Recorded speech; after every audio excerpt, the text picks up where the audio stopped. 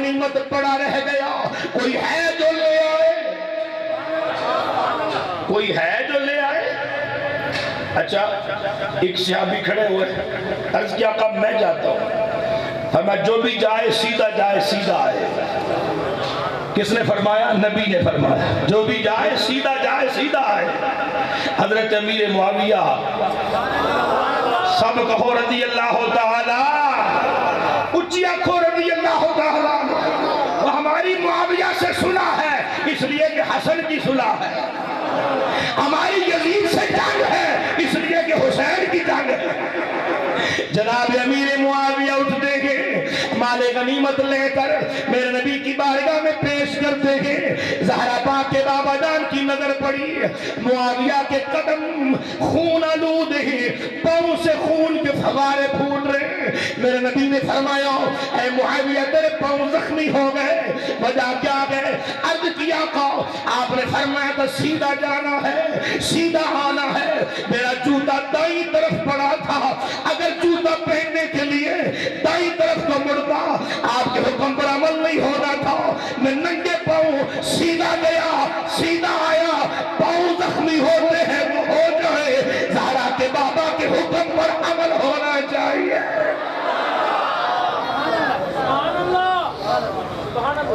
میں کن کی بات کر رہا ہوں؟ جنہوں نے نبی کو مانا اور نبی کی مانی، نبی کو مانا نبی کی مانی۔ ہم نے نبی کو تو مانا ہے لیکن نبی کی اگر نبی کی مانی ہوتی تو نمازیں قضا نہ ہوتی، اگر نبی کی مانی ہوتی تو تیری بیٹی کے سر پہ چادر ہوتی، اگر نبی کی مانی ہوتی تیرے بیٹے کے ہاتھ میں ٹی وی کا ریموٹ نہ ہوتا، درود والی تسبیح ہوتی۔ اگر نبی کو مانا ہے، نبی کی مانی ہوتی تو سنت رسول کو قتل نہ کرتا، نبی کی سنت سمجھ کے اپنے چہرے کا زیور بنا کے سجا کے رکھتا۔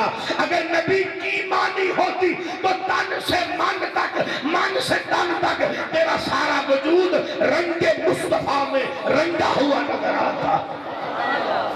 لیکن ہم نے نبی کو مانا، ہائے افسوس نبی کی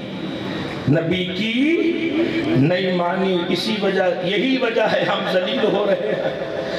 محفلوں کی کمی تو نہیں ہے، ہر روز محفلیں ہو رہی ہیں، دیگیں پک رہی ہیں، جھنڈیاں لگ رہی ہیں، اور صبح قیامت تک یہ محفلوں کا سلسلہ جاری رہے گا، جھنڈیاں لگتی رہیں گی، جھنڈے لہراتے رہیں گے، آقا کے نام کی دیگیں پکتی رہیں گی، چراغاں ہوتا رہے گا۔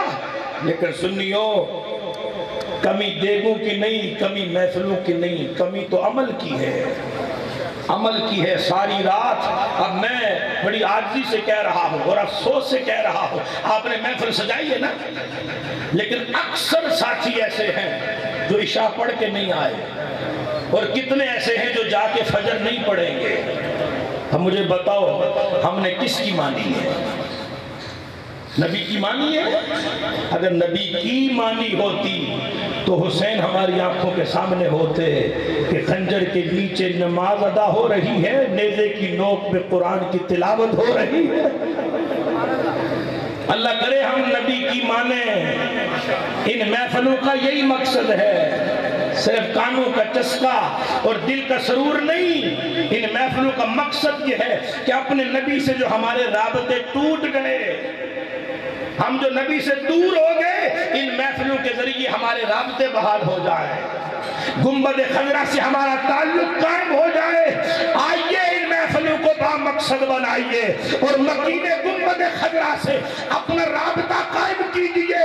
مکین گنبد خضرا کا فیض کل بھی جاری تھا، اب بھی جاری ہے، اور قیامت اور بعد قیامت بھی جاری و ساری رہے گا۔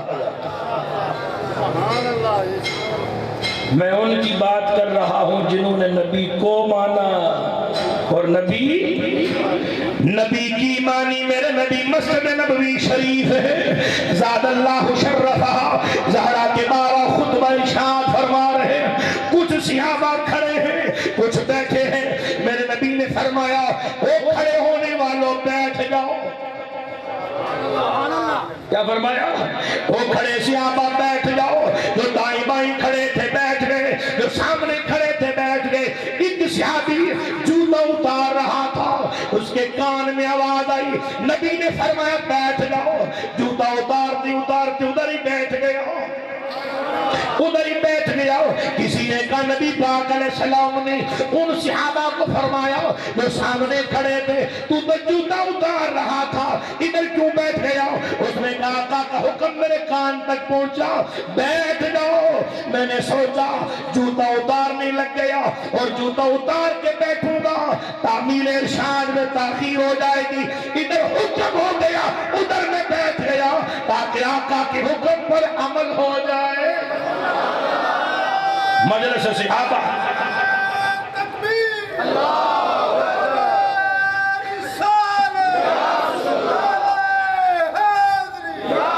مجلس صحابہ کو میرے نبی نے چھوڑا۔ آقا کریم علیہ السلام نے اس وقت مسجد نبوی شریف سے باہر تشریف لائے۔ زہرا کے بابا نے عجیب منظر دیکھا، ایک میرے نبی کا غلام ہے، لکڑیوں کی گٹھڑی سر پہ اٹھائے ہوئے زمین پر بیٹھا ہے۔ میرے نبی نے فرمایا اگر تم نے بیٹھنا کی تھا تو لکڑیاں زمین پہ رکھ کے بیٹھ جاتا۔ عرض کرتا آقا میں یہ گٹھڑی اٹھا کے یہاں سے گزر رہا تھا، میرے کان میں آپ کی آواز آئی بیٹھ جاؤ۔ میں نے سوچا اگر لکڑیوں کی گٹھڑی نیچے رکھوں گا پھر بیٹھوں گا تعمیل ارشاد میں دیر ہو جائے گی، میں لکڑیاں اٹھائے بیٹھ گیا۔ میرے نبی نے فرمایا اتنی بھاری لکڑیاں اٹھا کے بیٹھا ہے تیری جان جا سکتی ہے؟ عرض کرتا ہے آقا جان جاتی ہے تو جائے، میں نے جان کی نہیں اور میں نے تو اپنے ایمان کی فکر کی ہے۔ میں نے جان نہیں دیکھی، ایمان دیکھا ہے۔ آقا کا حکم ہو گیا جنہ لایا لا کے توڑ نبھایا نے دونوں جہان اندر اور نشانہ پایا نے۔ لائیاں ایسی بھی ہیں نا، پر ہمارا حال بڑا عجیب ہے۔ جمعے والے دن خطیب کے سامنے بیٹھ کے تقریر بھی سن لیتے ہیں اور رات کو گھر جا کے انڈیا کی فلم بھی دیکھ لیتے ہیں۔ ایسا ہی ہے نا؟ ہاں جی، آپ نے ماننا تو نہیں لیکن ہے ایسا ہی ہے۔ خطیب کے سامنے بیٹھ کے خطبہ بھی سن لیتے ہیں اور گھر جا کے ٹی وی آن کر کے بچوں کے ساتھ بیٹھ کے انڈیا کی فلم بھی دیکھ لیتے ہیں۔ مجھے بتاؤ اس سے بڑی منافقت کیا ہوگی؟ گاڑی کے گیٹ پر لکھا ہوا ہے واللہ خیر الرازقین، اندر داخل ہوں گے انڈیا کے گانے چل رہے ہوں گے۔ یہ حجام نائی کی دکان پہ چلے جائیں، سامنے آئینہ لگا ہوا ہے، اوپر قرآن کی آیت لکھی ہوئی ہے اور نیچے کنجریوں کی تصویریں لگی ہوئی ہے۔ یہ گاڑی ہے نا، گاڑی کے پچھلے شیشے پر لکھا تھا پنج تنی، اور کسی نے کیری ڈبے کے پیچھے لکھا ہوتا ہے مولا علی دا ملنگ، ایسے لکھا ہوتا ہے نا، میں منگتا حسین کا۔ گاڑی کے شیشے پر لکھا ہے میں منگتا حسین کا پنج تنی، تو آگے اندر کیا ہو رہا ہوتا ہے؟ اندر انڈیا کے گانے چل رہے ہوتے ہیں۔ یہ ہماری منافقت کا حال ہے یارو۔ ہم نے یہ پاک و ناپاک، طیب و خبیث، ایمان و کفر، ان دونوں کو اکٹھا کرنا کب سے شروع کر لیا؟ یہ دو رنگی چھوڑ دے یک رنگ ہو جا۔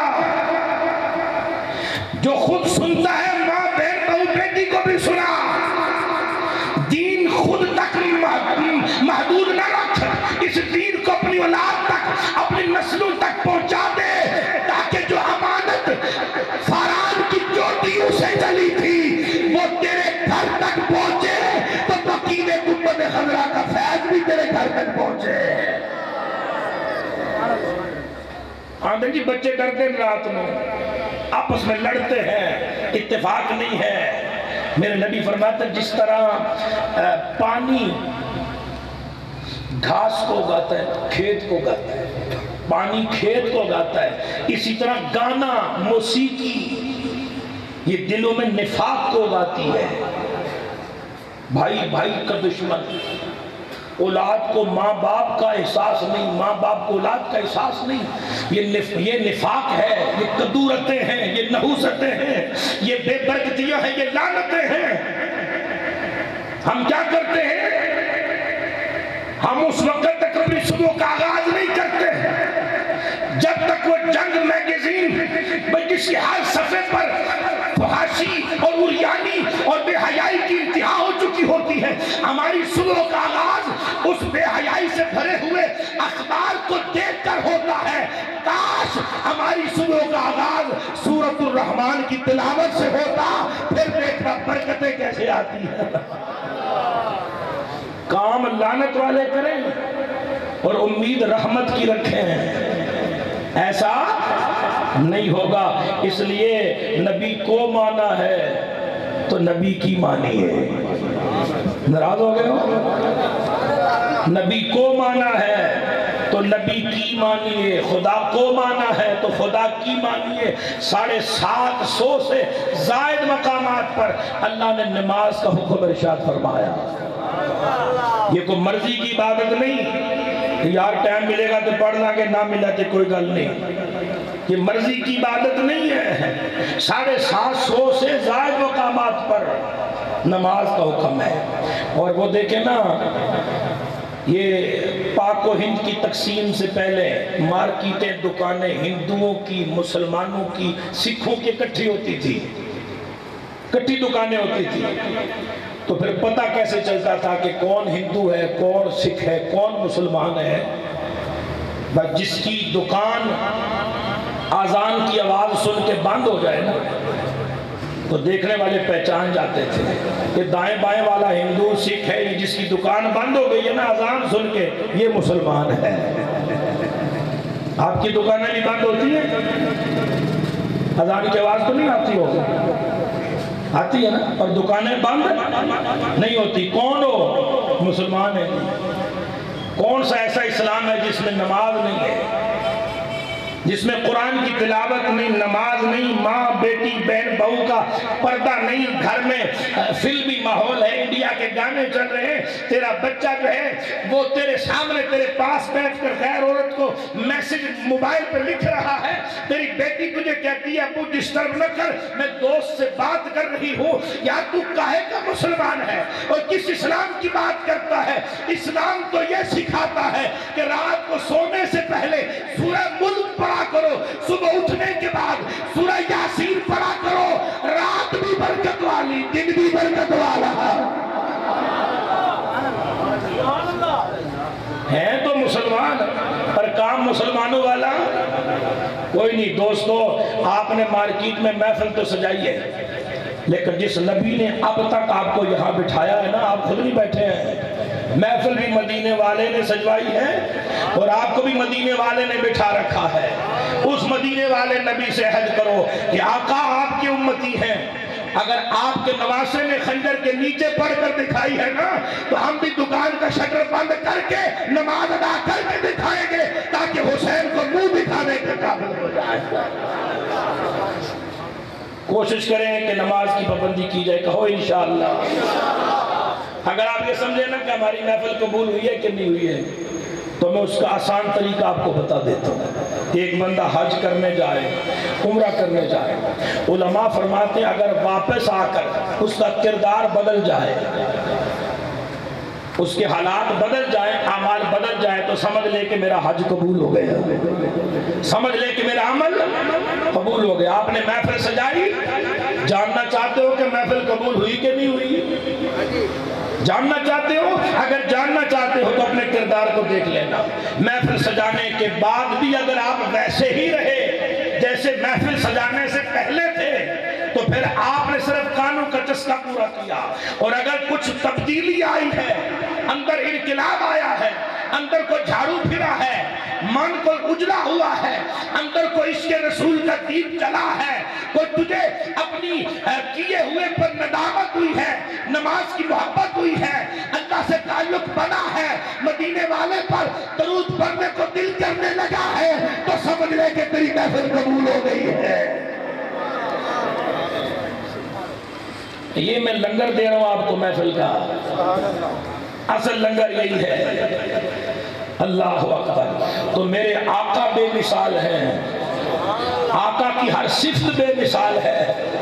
میرے آقا کریم علیہ السلام کے خون مبارک میں جو خوشبو ہے وہ خوشبو بھی، اور حضرت علی پاک کی روایت سنا کے بات ختم کروں۔ میں علی دا نام لیا تو سبحان اللہ نہیں آتی تھی، کڑے پنڈو آئے اچھی آپ کو سبحان اللہ۔ حضور مولا کائنات تاجدار حلقہ مرتضی مشکل کشا حضرت علی کرم اللہ تعالی وجہہ الکریم، میرے آقا کریم علیہ السلام نے فرمایا اللہ رب العالمین نے میرے علی کے چہرے کی چمک سے 70,000 نوری فرشتے پیدا فرمائے۔ کچھ بولو، اللہ رب العالمین جل مجدہ الکریم نے میرے علی کے چہرے کی چمک سے، میرے علی کے چہرے کے نور کی خیرات لے کے اللہ رب العالمین نے میرے علی کے چہرے کے نور کے انوار سے 70,000 فرشتوں کو پیدا کیا ہے۔ آقا یہ فرشتے کیا کرتے ہیں؟ میرے آقا نے فرمایا یہ فرشتے قیامت تک دعا کرتے ہیں، اے اللہ جو کوئی علی سے، علی کی آل سے محبت کرے اسے بخش دینا، اسے جنتی بنا دینا۔ حضور مولا کائنات تاجدار حلقہ مرتضی مشکل کشا حضرت علی شیر خدا رضی اللہ تعالیٰ عنہ آپ فرماتے نبی کریم علیہ السلام کا وصال با کمال ہو گیا، زہرا کے بابا کو غسل میں نے دیا۔ حضرت علی فرماتے زہرا کے بابا کو غسل میں نے دیا، اور علی پاک کو پہلا غسل کس نے دیا؟ نبی پاک نے۔ نبی پاک غسل دے رہے تھے، حضرت فاطمہ بنت اسد فرماتی ہیں کہ آقا کریم علیہ السلام کی آنکھوں میں آنسو تھے، تو میں نے کہا محمد اپنے بھائی کو غسل دے رہے ہو تو رو کیوں رہے ہو؟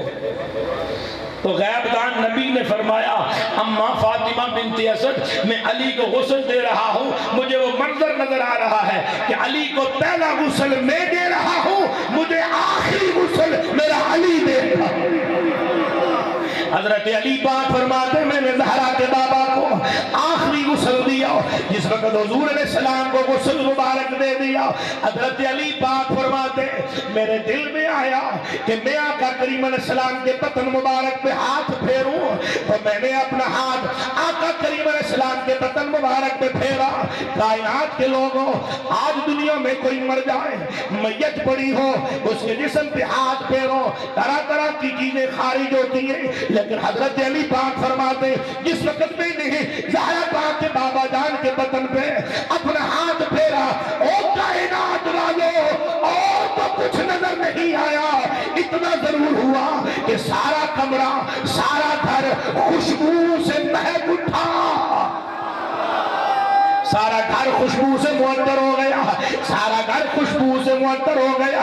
حضرت علی پاک فرماتے ہیں بات یہاں ختم نہیں ہوئی، حضرت علی پاک فرماتے ہیں جس وقت میں مدینے میں نکلا، مدینے کی گلیوں میں نکلا، تب مجھے پتا چلا یہ خوشبو صرف گھر کے اندر نہیں تھی، حجرے کے اندر نہیں تھی۔ حضرت علی پاک فرماتے وانتشر فی الارض وانتشر فی المدینہ وانتشر فی المدینہ وانتشر فی المدینہ، وجود مصطفیٰ کی خوشبو سے سارے کا سارا مدینہ مہک اٹھا تھا۔ ایسی خوشبو،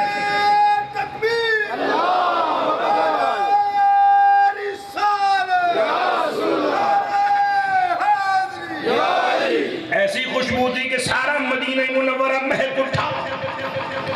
اللہ اکبر۔ اچھا ایک بات اور سنیے خوشبو مصطفیٰ کے حوالے سے، حضرت ام سلمہ فرماتی ہے کہ میری طبیعت چاہی کہ میں نبی پاک علیہ السلام کے سینہ پاک پہ اپنا ہاتھ رکھوں تاکہ میرے ہاتھ کو برکت مل جائے۔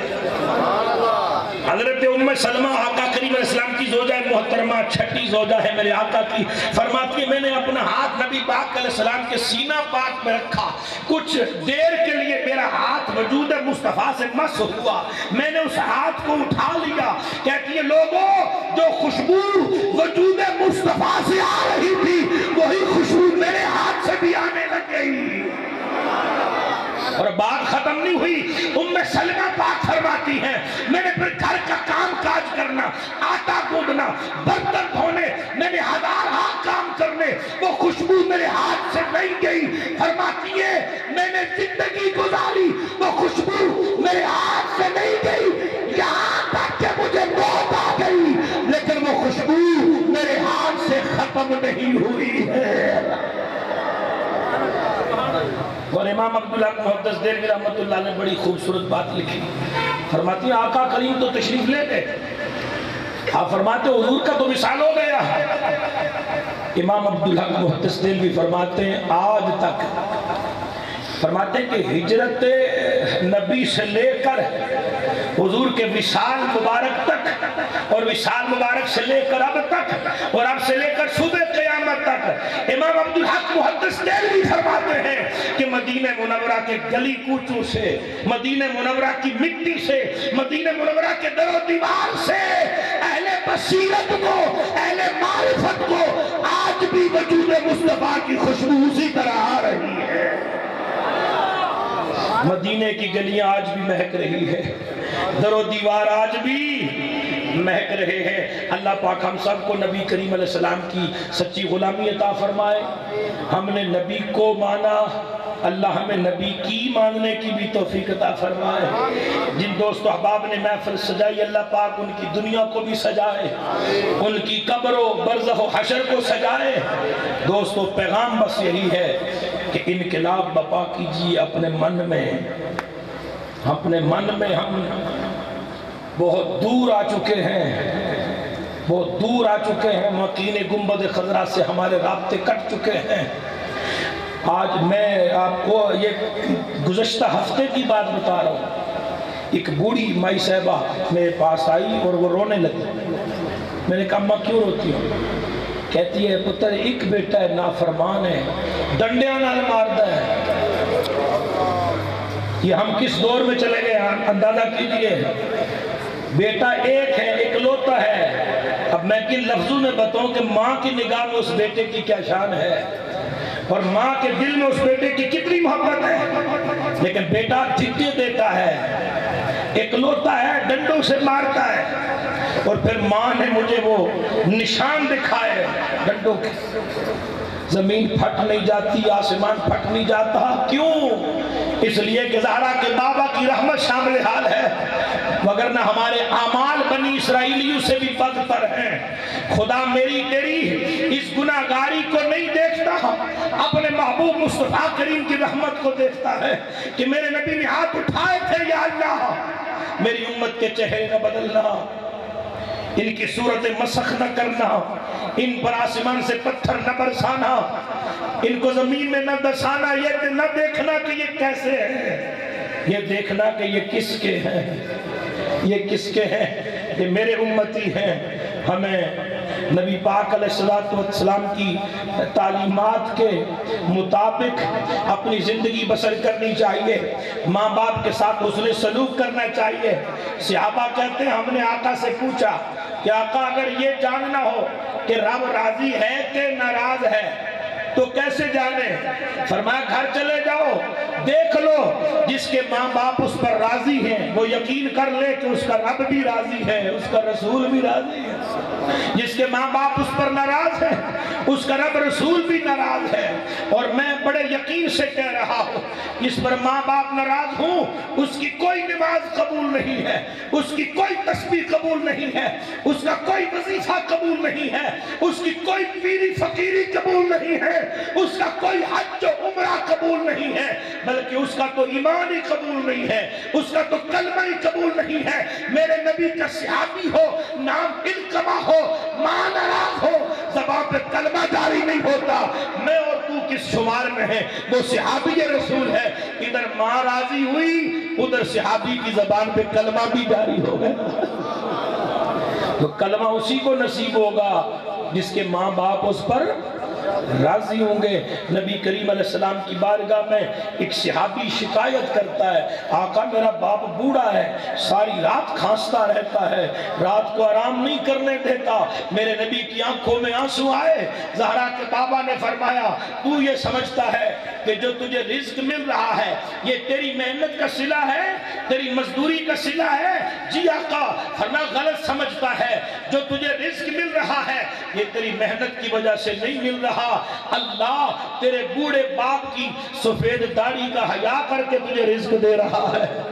جو برکتیں آ رہی ہیں، جو رحمتیں آ رہی ہیں، یہ اس بوڑھے باپ کی جھکی ہوئی کمر کا، اس بوڑھے باپ کی سفید بالوں کا اللہ حیا کر کے تجھے رزق دیتا ہے۔ پھر میرے نبی نے آفاقی جملہ فرمایا جس سے رب حیا کرتا ہے تو بھی اس سے حیا کیا کرو، اپنے باپ کا حیا کیا کرو۔ حضرت یوسف علیہ السلام بیٹھے تھے تو آج بغیر اطلاع کے، بغیر خبر کیے جناب یعقوب علیہ السلام اچانک تشریف لے آئے۔ باپ بھی نبی ہے، بیٹا بھی نبی ہے، پر یوسف علیہ السلام کھڑے نہ ہو سکے، اپنے والد گرامی کے استقبال میں اٹھ نہ سکے کیونکہ وہ اچانک آ گئے تھے۔ حضرت یوسف پیغمبر کھڑے نہیں ہوئے، یعقوب علیہ السلام تو بیٹھ گئے، لیکن فوراً جبریل آ گیا۔ اللہ نے فرمایا اے میرے یوسف نبی، تو نے باپ کا استقبال نہیں کیا، باپ کے لیے کھڑا نہیں ہوا، اب قیامت تک تیری نسل میں نبی کوئی نہیں آئے گا۔ جناب یوسف علیہ السلام بے خبری میں باپ کے احترام میں کھڑے نہ ہو سکے، اللہ کی جھڑکی آ جائے، میں اور تو کس شمار میں ہیں؟ باپ کو ناراض کر کے اللہ کے سامنے سجدے کرتے ہو؟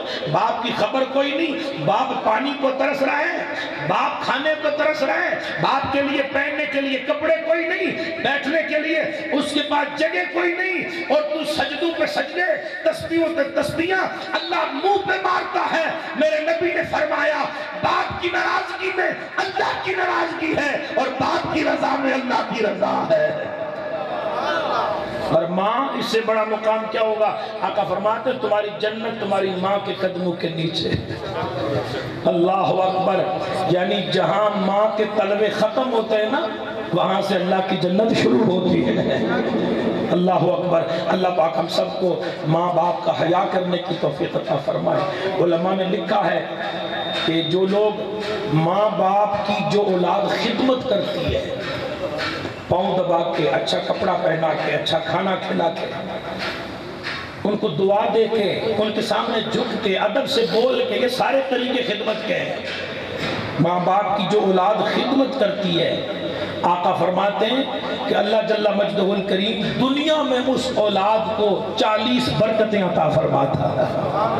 40 برکتیں، اور جن میں سے ایک برکت یہ ہے کہ اللہ اس اولاد کے رزق میں کمی نہیں کرتا، ان کے رزق کو بڑھا دیتا ہے، ان کی زندگیوں کو بڑھا دیتا ہے، ان کے عمل صالح کو بڑھا دیتا ہے، ان کی اولاد کو ان کا فرما بردار بنا دیتا ہے۔ 40 برکتیں ایسی ہیں۔ ماں باپ کی خدمت کرو، خدمت ان کی کرو گے برکت تمہیں مل جائے گا۔ اللہ پاک ہم سب کو نبی کریم علیہ السلام کی پاکیزہ تعلیمات پہ عمل کرنے کی توفیق عطا فرمائے۔ نہایت پاکیزہ خوبصورت محفل پاک سجائی ہے، اللہ یہ سلسلہ جاری و ساری رکھے۔ اور میں نے آپ کو بتایا کہ اس کو سالانہ اور ماہانہ تک نہ رکھیں، روزانہ کریں، روزانہ اپنے گھروں میں حضرت ابو ہریرہ کی طرح، حضرت عبداللہ ابن عباس کی طرح، میرے نبی کے صحابہ کی طرح، وہ جب بھی مل بیٹھتے تھے کسی اور کی باتیں نہیں کرتے تھے، مدینے والے کی باتیں کیا کرتے تھے۔ اللہ پاک ہم سب کو عمل کرنے کی توفیق عطا فرمائے۔ اب جس کے جی میں سلام شمع بدر میں ہدایت پہ آسیوں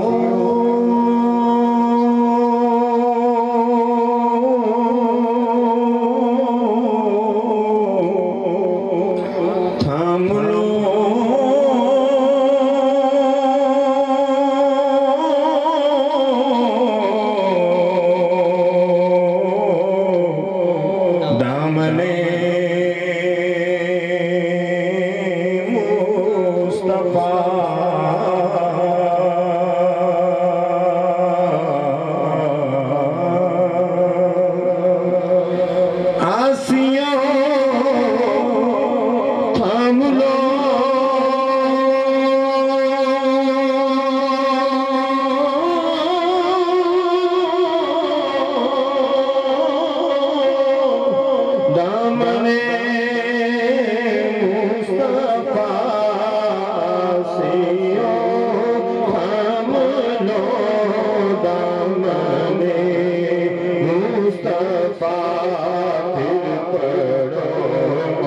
رب کی رحمت پہ لاکھوں سلام مصطفیٰ جانے رحمت پہ لاکھوں سلام شمع بد میں ہدایت پہ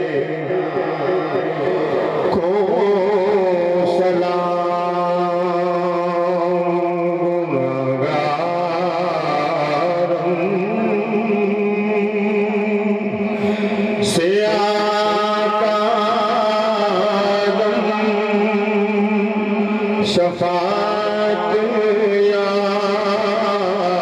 رسول اللہ شفاعت یا رسول اللہ خراب و خستہ خارم شفاعت یا رسول اللہ شفاعت یا رسول اللہ آقا سید یا رسول اللہ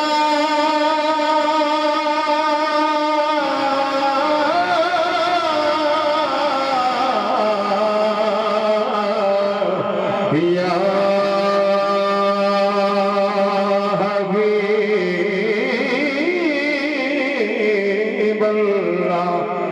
سونیا ہزاروں لوگ جاتے ہیں بلاوا دل کو آتا ہے کروڑوں لوگ جاتے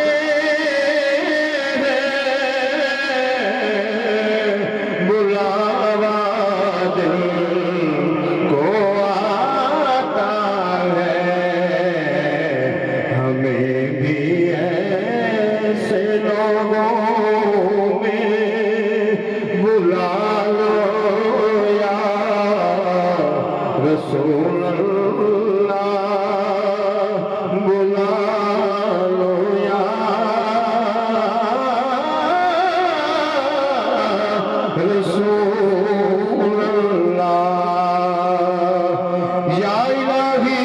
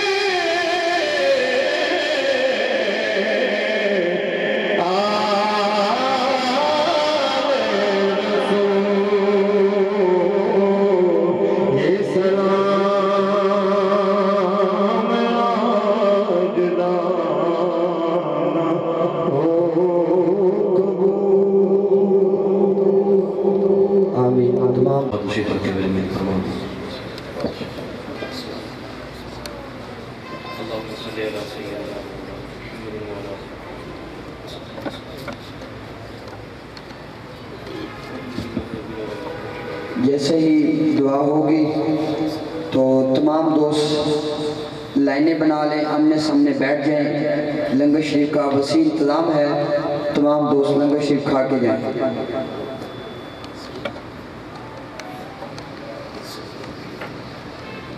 بسم اللہ الرحمن الرحیم آمین اللہم صلی علی سیدنا و مولانا محمد وعلی آل محمد وبارک وسلم علیہ.